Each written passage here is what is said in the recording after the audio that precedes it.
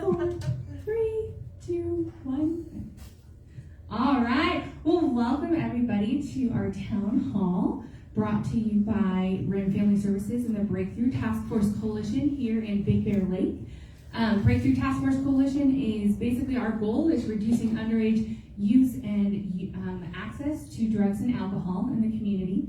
We meet on the third Thursday of every month at the PTL Plus bookstore, which is located by the village at 40880 Pedder Road. And we encourage you all to come out if you want to just be an advocate for trying to help our students and just our community, stay away from substances.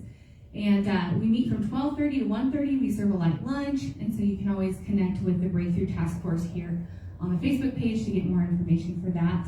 We also have our Above the Influence Youth Coalition / club that meets at the high school, and that is every Wednesday. The students come up with fun ideas and ways to set up activities in the hallway to bring awareness for different substances, and so we've done a lot of really fun things over this last year, and we look forward to next year. And again, we meet Wednesdays in room 4, which is Mr. Nettlebeck's room, and during lunch, and so it's a good time. And then just to give a little bit of background again on Breakthrough Task Force Coalition, we do have a couple different programs that we work with.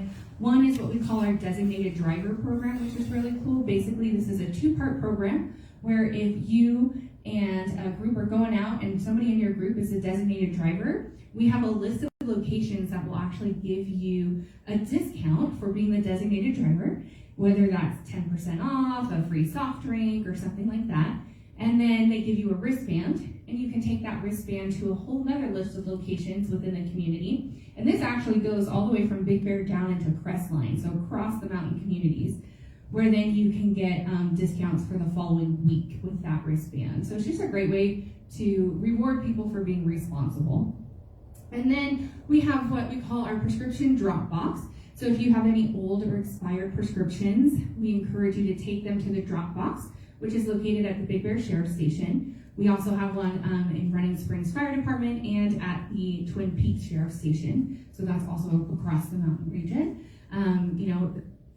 Getting rid of your old and expired prescriptions is a good way to make sure that it's not getting in the hands of people who might use it or misuse it. And so we encourage you to do that. They do not accept sharps, and they do not accept liquids at the box. But I believe the hospital does accept sharps, so you can always take it there.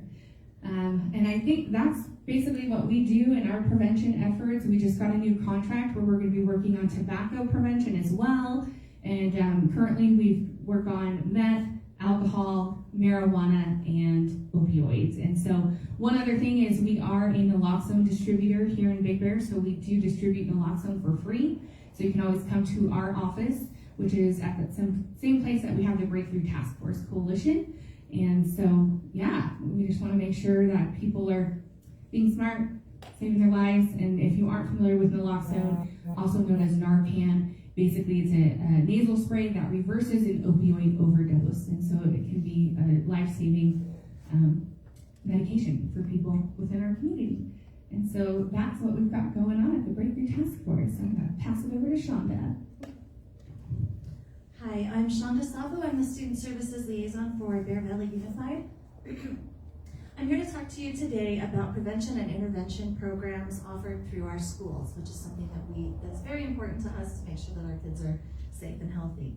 Beginning in elementary schools, we participate in Red Ribbon Week to start educating young children about the dangers of alcohol and other drugs in a child-friendly manner. Middle school and high school teachers teach age-appropriate units on drugs and alcohol in advisory class at the middle school and freshman studies class at the high school. We have the support of Lutheran Social Services and RIM Family Services, who host fun educational activities on campus during lunch periods, which Jesse just mentioned. The district also participates in the Tobacco Use Prevention Education Program, which you'll hear more about as well. It's also called TUPE. So we have a TUPE Peer Leadership Club at the high school, as well as the Above the Influence Club. Both are anti-alcohol and drug clubs. And then every spring, as a requirement of the TUPE grant, we present the Stanford curriculum called You and Me Vape Free in freshman studies classes over 5 weeks with the help of our wonderful community organizations. Students learn more about the dangers of substances, coping skills, and strategies to combat peer pressure. Despite the efforts of our schools and community organizations to help prevent underage use and abuse of substances, we still have students who make unhealthy choices and get caught with or using inappropriate items at school. These students are typically suspended and referred to in alcohol and other drug education classes on their first offense. Lutheran Social Services provides an alcohol and other drug counselor that meets with students on campus to provide education in an 8-week class. We also have begun to refer students to the Mom and Dad Project programs as part of our MOU with them to address substance abuse and other life issues that could contribute to the reasons that a student may want to use. We're also hoping to expand the 2P program to the middle school, which would help us keep the messaging consistent across our school sites and have a positive impact on our students. So Bear Valley Unified is open to other suggestions or programs, resources that would reduce the use of unhealthy substances in our youth. I just really appreciate everything that you guys are all doing too. Thanks. Hi everyone, my name is Corey Goldman. I'm with San Bernardino County Superintendent of Schools, and I am representing and part of the 2P team at County Schools. We have this 2P Tier 2 grant at 10 districts in our county, Bear Valley Unified School District being one of them. And like Shonda mentioned, the 2P program has different components to it, but really the most impactful component is the peer leadership and education program. So we work with schools in this program to recruit groups of students at middle schools and high schools to do peer education to their peers, because young people don't want to listen to adults like us. We don't know what we're talking about. So the 2P program has found it very successful to train youth to do peer education. They're so creative, the young students in the 2P peer program. They make the program more fun and approachable. Also, they know a lot more of the terminology that young people are using. The students also know what are the most popular brands of vapes out there. So the 2P program mainly focuses on preventing young people from using nicotine products, so including vapes, chewed tobacco. There's also these new products called Zins, or smokeless pouches. They're not new, but they are becoming more popular among especially high school students in certain communities. The 2P program also works with students in educating other students about the harms related to marijuana use. There's all kinds of marijuana products now, and so when we work with youth, we really talk about how marijuana affects their mental health, not only their physical health, and talk about alternatives to using substances, healthy alternatives. So we're really proud of the program at Big Bear High School. It's been very successful and it's growing more, and we hope to see it at the middle school. But in addition to the peer program, there's also curriculum. We also work with schools to finding alternatives to suspension for students who are found vaping or using marijuana, because a lot of these students are truly addicted to these products and need help quitting. So we're very happy that the program is up here, and we hope that it continues to be a success. Thank you. My name is Brian, and I work with Bear Valley Community Hospital. About 5 years ago, we developed a medical stabilization program there for people who are struggling with drugs and alcohol. So now that detox has been going now for a little over 5 years, and we're continuing to work with all the different counties here in California, and there's only one other detox that works with this population. It's in Riverside County, and they are quite large, but still not large enough to meet that need. And so we're trying to get this MSP program put in the 34 other critical access hospitals here in California, so we can start helping more people. That's a huge need, and yeah, that's it. Good evening, my name is Omnique Stalkup. I am a patient care navigator over at the Family Health Center at the Bear Valley Community Health District. I'm also, excuse me, I wear several hats, but one of the hats that would be relevant to tonight's topic is I'm also the lead for the Mental Health Alliance, because that is a component that I wanted to talk about tonight a little bit, in addition to all the addiction and detox resources. Mental health is a large component of that. And I wanted to share that at the clinic, which is where I'm at, we offer several programs that support detox or addiction issues and so forth. I'm just bringing some of these to show you, and if you wanted to take one of these home, they're on the table. This is a card that talks about the MET recovery program, that stands for medication-assisted therapy. It's an outpatient program that we offer at the clinic for those who want to detox or recover from addiction individually as an outpatient again. We offer many other mental health resources at the clinic as well.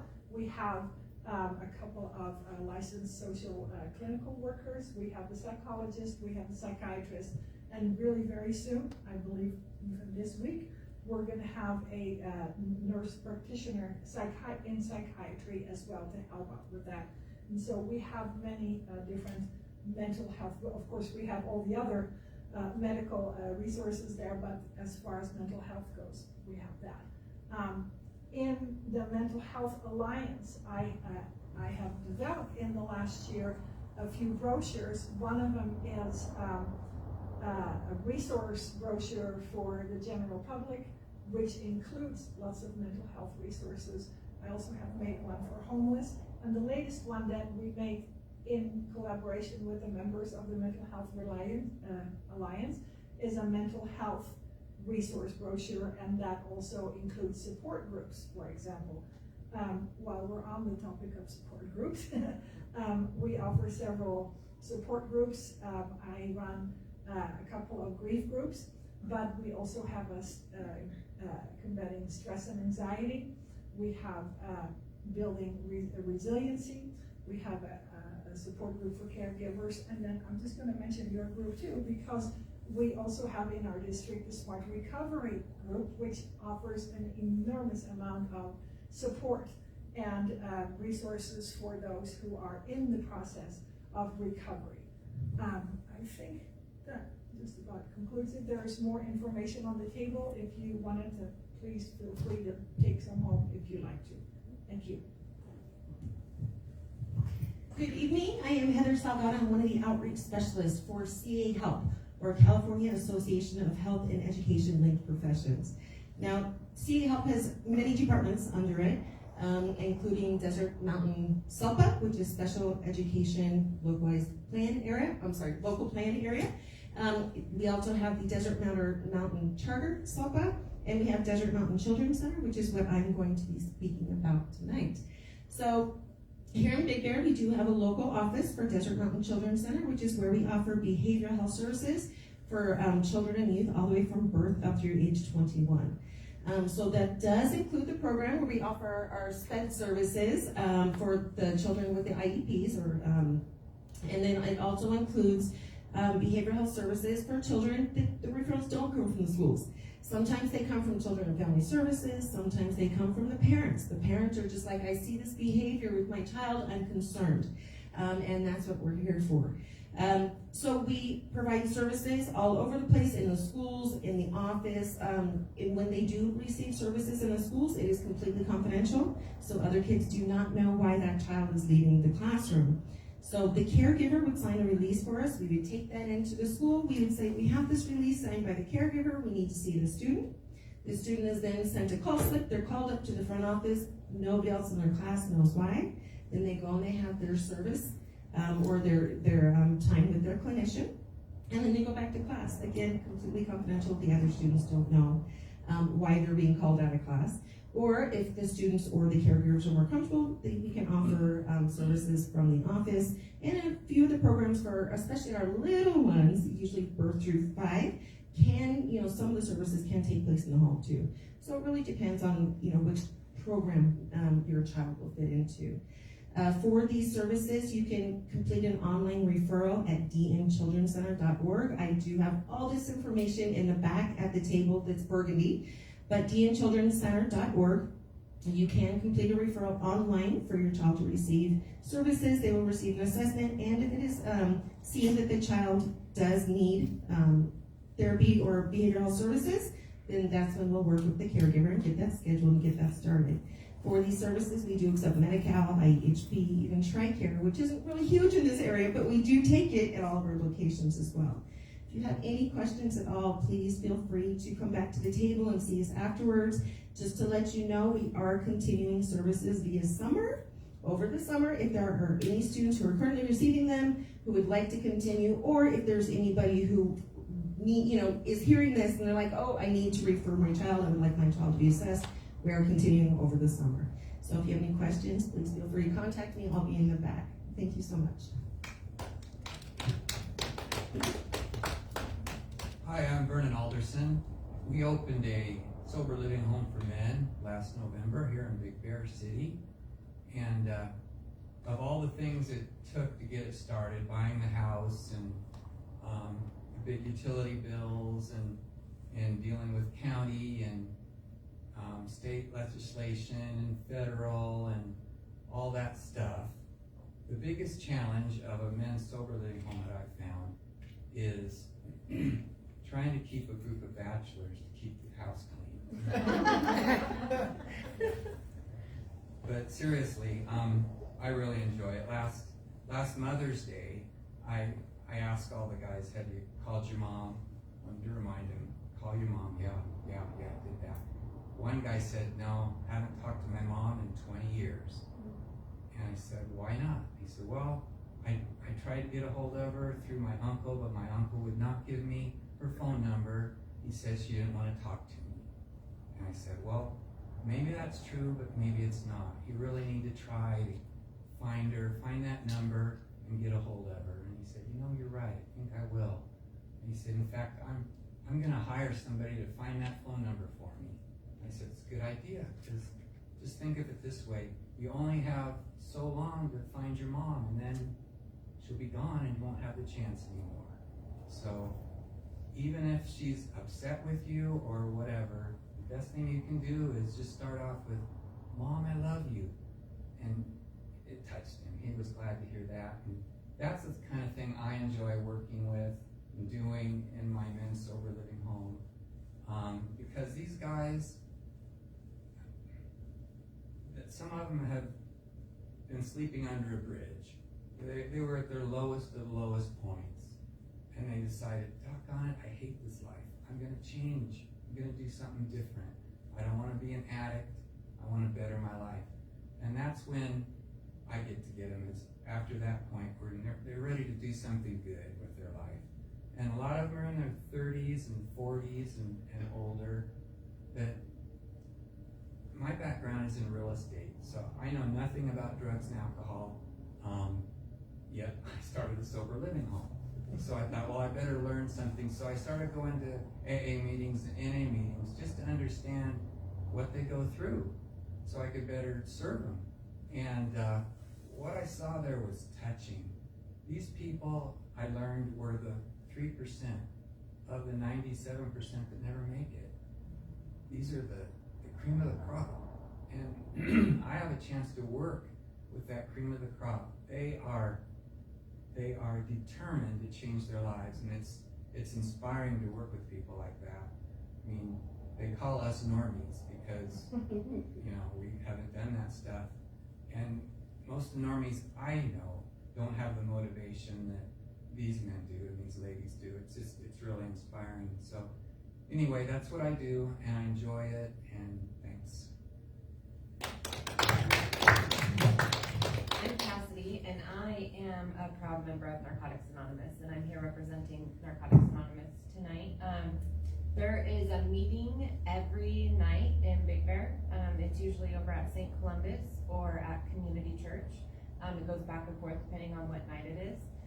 They're an hour and a half long, and there's a great group of people in there. I am a recovering addict, and so I needed something like to be around my community, like my people, like-minded people, right? People who had more clean time than me, and they could show me how to get through life without the use of drugs and alcohol.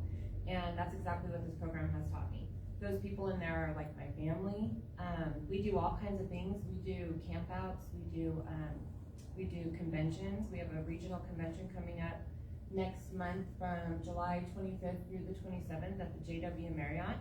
And it's 24-hour meetings. There's marathon meetings. So if you wake up at 3 o'clock in the morning and you want to go downstairs, there's marathon meetings for 24 hours, for 72 hours. And there's also we have a camp out coming up in August, from August 15th to August 17th at Oso Campground, which is off of 38. Everybody goes there, brings their tents, throws them up. We have campfire meetings. We do a raffle. I'm part of the activities through the area of the mountain area for Narcotics Anonymous, and we do raffles. And the 4th of July will be over at Community Church in the Historical Chapel. We get there at noon, and then we're there all day. It's like bring your own food, have a potluck, and we'll play games. And then at 7:30 we'll have a meeting, and then we'll all sit out there together and watch the fireworks. And anybody that wants to come can come. We just keep everybody accountable, Instead of sitting out there and drinking and doing drugs like we used to, we sit out there and we're sober and we eat food and we laugh together, and that's what we do. So I encourage you to get on NA.org. We have directories up on there. We're on Facebook as well. And you can see, if you come over to the churches, you can get your own directory so you know what times we have meetings at. And yeah, that's about it.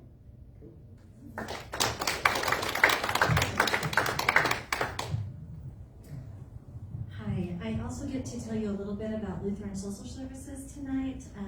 They are going through some changes with employees right now and actually looking to hire some people, including a new alcohol and other drug counselor. If you're interested, maybe look that up. But for right now, I just want to say how appreciative I am of all these services that are up here on the mountains. I was once married to an alcoholic, and I went to Al-Anon meetings, and I wish that we had a sober living up here for him that would have probably supported him and helped him out more than the help that he did get. Won't go into that much more. I'll tell you a little more about LSS. So I've got a quote from their office manager. We work very closely with LSS because we have an MOU with them. They've got the student assistance program, like grant funding through the County of Behavioral Health, and it is to provide behavioral intervention services, including alcohol and other drugs. So here's the quote from LSS. We are striving to meet the needs of the community through our student assistance program. We appreciate the work that Breakthrough Task Force does for Big Bear, and we look forward to continuing our work at the schools as a supplement to the work that they do. We have the alcohol and drug program along with our anger management services at the middle school and high school. We facilitate services at the LSS office for our expelled students who are participating in the County Independent Study Program that allows students to earn their way back into general education on campus. We provide prevention services at the middle school and elementary schools, along with counseling to all students who meet the criteria for early intervention services.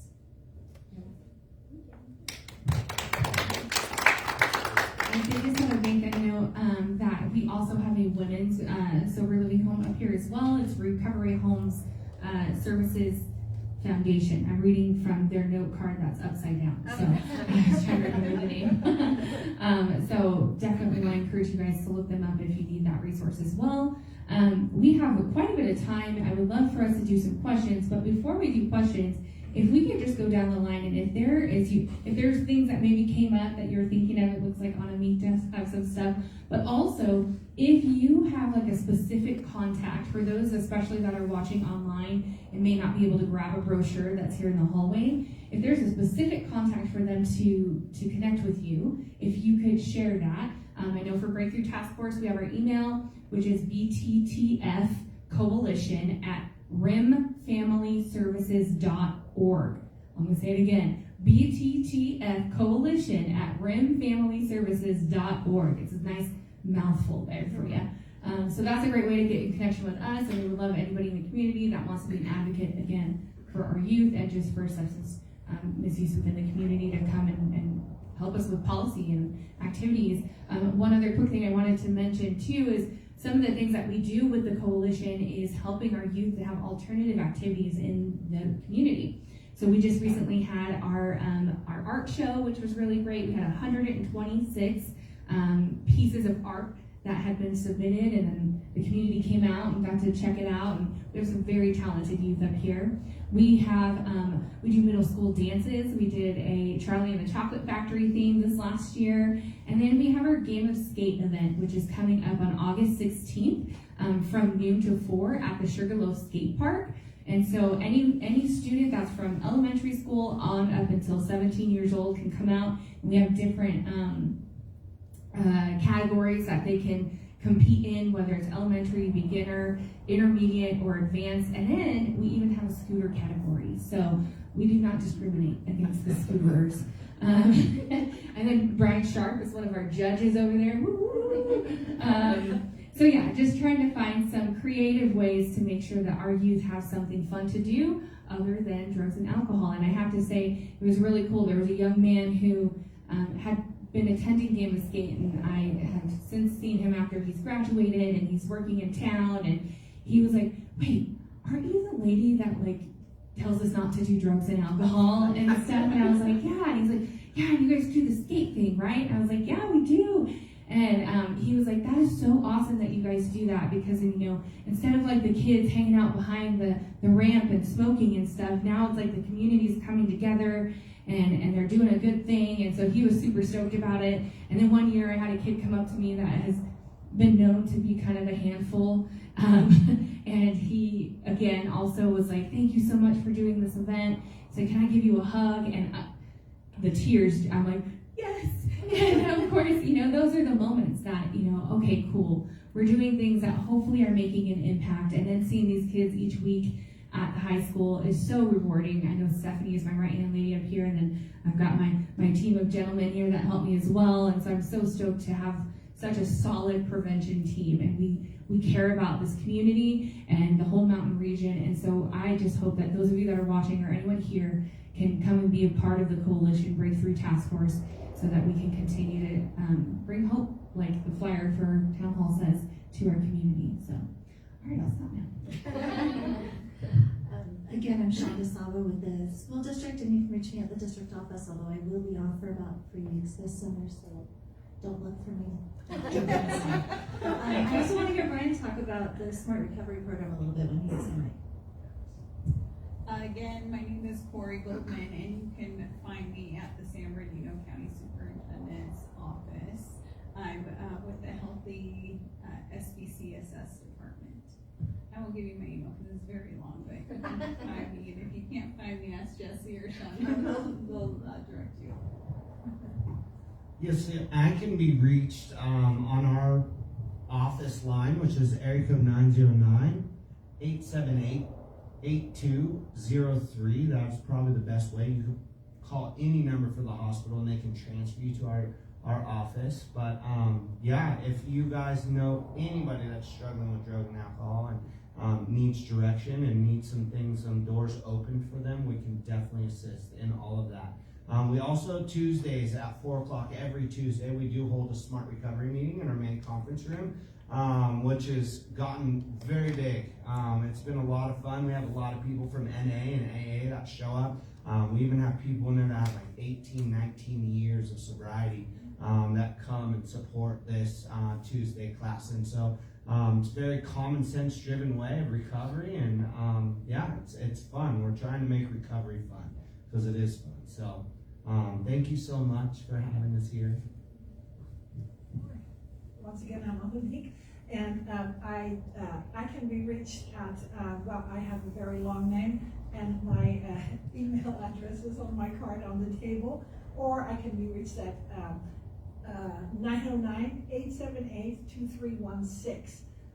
The little comment, I wanted to make just a little comment, is that I'm listening to all these wonderful contributions and information pieces that everyone has to offer through their offices, their organizations, and so forth, which is wonderful. But I just wanted to touch on something that I find rather unique in the Bear Valley and the larger area, is that we have not only all these individual wonderful organizations that work so hard and have these awesome, awesome programs for addiction, youth, and so forth, but we have a unique network, and so we all work together, and I think that is I'm gonna say unique again, because basically we all know each other and we work together on a daily basis.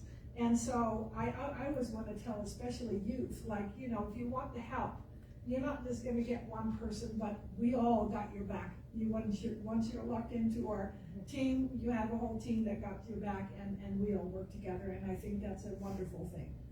So anyways, thank you. Coming around. Well, hello again. Heather Salgado, Desert Mountain Children's Center. So there is one thing, thank you so much for thinking about passing again, because after I passed away, I was like, oh, forgot to say, we also have medication management available for youth. It's not something that we push at all. So in order to receive that medication management and to be able to see your psychiatrist, then the child, the caregiver, and their assigned clinician that they're receiving their services with all have to be in agreement that that's something that they think that it should be looked at. We've tried all the interventions, and then an internal referral to our psychiatrist can be made. So we do have medication management for children, which isn't something that's real common. And again, we try every single intervention before it ever comes to that, and it has to be a complete agreement between the child, the caregiver, the clinician, and then once the psychiatrist meets the child, then the psychiatrist as well. So that is something we have available here. I am not always Big Bear. Bear Valley Unified School District is one of my districts. Lucerne Valley is one of my school districts. Marlon Unified is one of my school districts. So I'm not up here every day. I'm usually up here weekly. So to reach me directly, it would be a little bit difficult because I'm only in a set office, usually about once a week. But if you'd like to leave me a voicemail, that is 760-369-3130, extension 302. That is to reach me directly, again, 760-369-3130, extension 302. To reach us directly up here up in the Big Bear area, our office is right off of Fox Farm Road. Please feel free to stop by anytime you'd like. I'm so sorry, I do not have the phone number memorized, but Desert Mountain Children's Center right off of Fox Farm Road. Thank you.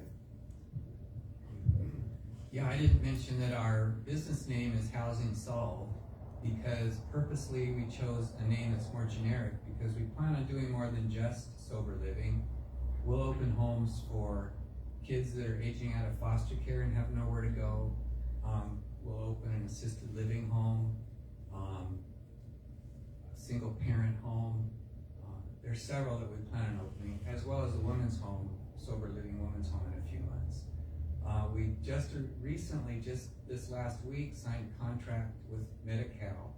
So we will be able to accept Medi-Cal for these guys. So they will be able to be, Medi-Cal will pay for their stay for up to 6 months in our home, which will make it so much better for them. They can get a job and save their money, and then they'll be able to move on to their own home and start building their life even faster. So we're really pleased about that. So Housing Solve, it's info@housingsolve.com is where you can find more information, and we plan on helping a lot more people. Thanks. So one thing I didn't say is I actually work with Brian at the hospital as a substance use navigator, and so I can actually be reached on that same phone number, 909-878-8203. We have directories in our office. Our office is the little shack outside of the ER that says Substance Use Navigator, so if anybody wants to come and get any more information on Narcotics Anonymous or detox or anything like that, somebody's there every single day. Every day. And yeah, so that's about it. All right, so we're going to go ahead and open it up. Are there any questions from audience members or by chance online? No questions online. All right, any audience member questions?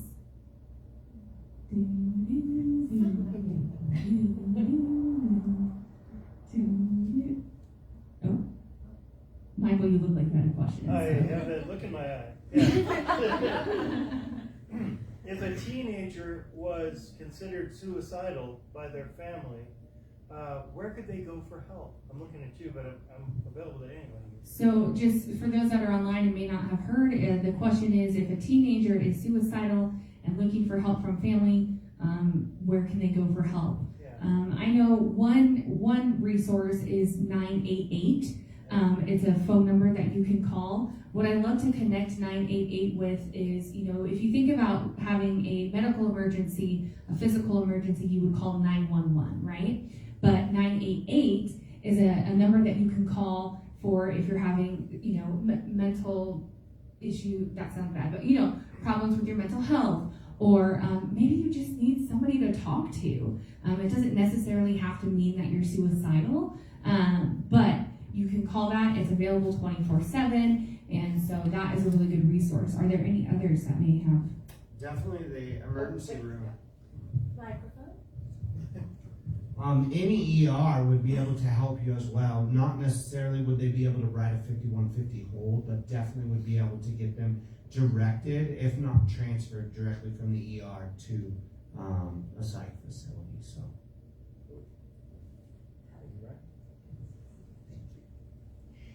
Where our location up here does not have crisis intervention services. We do have a 24-hour hotline that we always make sure that our family and our clients have. But then, if by chance there is a child, and it happens sadly more often than we're aware, but a child who is 5150 who has been an inpatient for a while, then usually the hospital calls directly so that we can get services started. If there's a parent who is concerned and they would like to kind of nip it in the bud, right? Let's get services now before there's an attempt or worse. Then we do see children all the time, and so again, if there's any feeling whatsoever, please get your child signed up for services.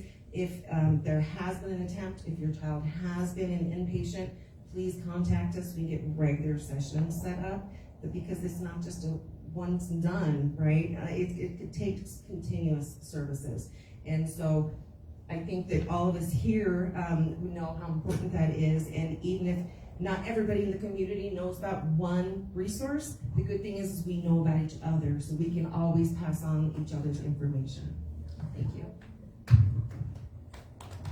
And I should also mention that San Bernardino County Superintendent of Schools does trainings for parents, also youth, professionals in Safe Talk and Assist. Safe Talk is a very shorter version of Assist, but it helps caregivers, parents recognize signs of suicide and how to talk to a young person or anybody about suicide and how to connect them to resources in the community. And Assist is a more intensive training. It's 2 days, 2 full days, and those trainings we usually do at no cost when we partner with different organizations in the community. So I wanted to mention that. So our schools in Bear Valley, not only do we have our educational counselors who are qualified to deal with mental health issues and refer them to therapy if needed. We have an elementary school counselor now at both Big Bear, not Big Bear Elementary, we closed that school, at Baldwin Lane Elementary and at North Shore. And those counselors can meet with a student one time. If a student ever starts talking about suicide or wanting to harm themselves at school, we immediately bring in the counselors, maybe someone from LSS if they're around. We always will be proactive and try to make sure that students get help there on campus and support when they go home. And I just want to say, don't be afraid to talk about it. It's not going to make someone want to kill themselves. If you say, are you suicidal? They're already thinking about it. By you talking to them, it's actually very helpful. And just don't let them suffer in silence. If they're coming to you and saying something, act on it, do whatever you can.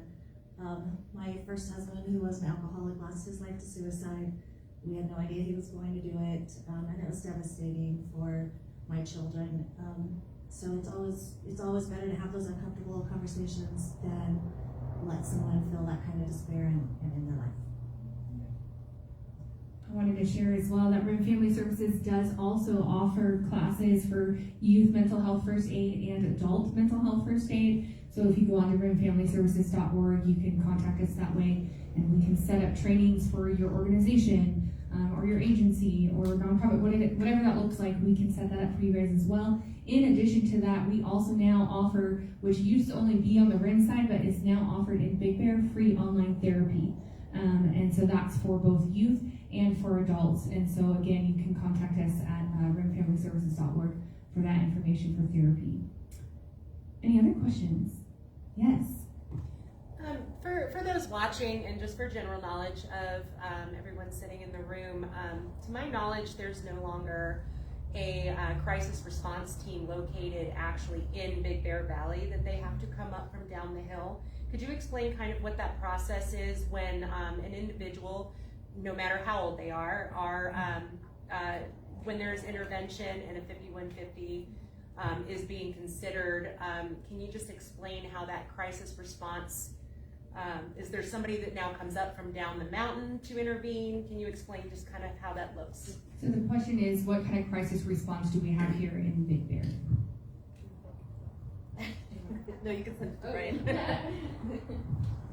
So we are substance use navigators, so we do intervene when those things happen at the hospital. So we would work with them, and we would be calling the facilities, looking for beds available at the few facilities that we have. I think there's like 2 pages of psych facilities that we can work with, but we work with them pretty much the entire time they're in that ER. So we'll sit and work with them. We'll kind of lay everything out for them and how it's going to work. And then at that point, they would be transferred directly by ambulance. So the ambulance would take them from facility to facility. So it's a pretty easy piece as long as there's beds available. If not, then sometimes they will sit in that ER. I have seen people complete their entire hold in the emergency room just because there were no beds available. So it's hit or miss. It's different every single time. I mean, sometimes they'll sit with us. Other times they will be transferred right away.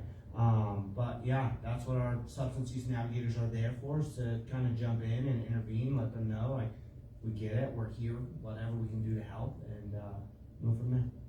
Does that include officer intervention? As far as with cops, Yeah. Do they generally bring them to the hospital? Yeah, so sometimes they'll do jail checks for us. At that point, we wouldn't really play any role in that unless one was seeking help. At that point, if they brought him in for a jail check-in, or say they were bringing him in just to get him medically cleared, to get him to a facility. At that point, we would provide all the services that they were looking for, and then hopefully by the time they were done with their stay, or at that point, we could get them further treatment from that. Do you have anything to No, add to I that? just say, yep. Any other questions? How's online booking, Harrison? Got 2 people. Yay! Well, we'll be sharing this out from our different platforms, and we'll make sure that we all have an opportunity to share it as well. Because definitely we want to make sure that the community knows that there is hope, that we want to provide you with the resources here. Because I love, like, Anamik, what you said. We are unique in the way that we are unified. We love each other, and we want to love our community. And so that's what we're here to do, is just bring that hope to those that are here. And is there any final words from anyone on our panel tonight? All right. Well, with that, we hope you all have a good evening. We're going to do a raffle, so for those of you that didn't watch or didn't show up, sorry. All right, everybody, have a great night. Thank you.